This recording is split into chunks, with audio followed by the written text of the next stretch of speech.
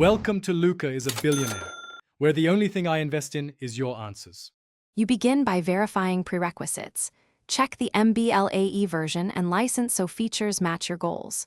Once done, prepare your input files with the required format and encoding because bad data stalls everything.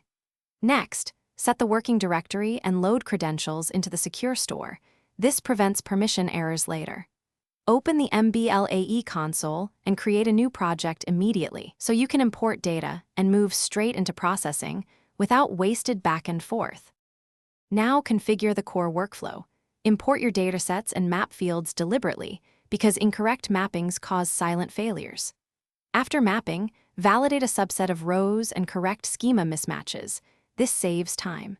Then assemble your pipeline by selecting modules, tuning parameters, and enabling parallelism only if resource limits allow.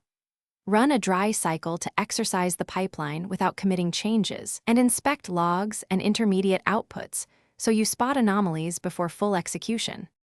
Finish by executing the full run while monitoring CPU, memory, and throughput so bottlenecks are visible.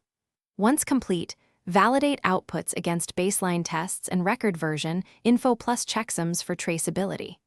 Export artifacts to your target storage and close the project cleanly. If something goes wrong, start troubleshooting by reviewing the latest logs. Then roll back to the last known good configuration and rerun smaller batches to isolate the error. This isolates causes and speeds recovery. Thanks for watching and please subscribe. It's the best investment you'll ever make.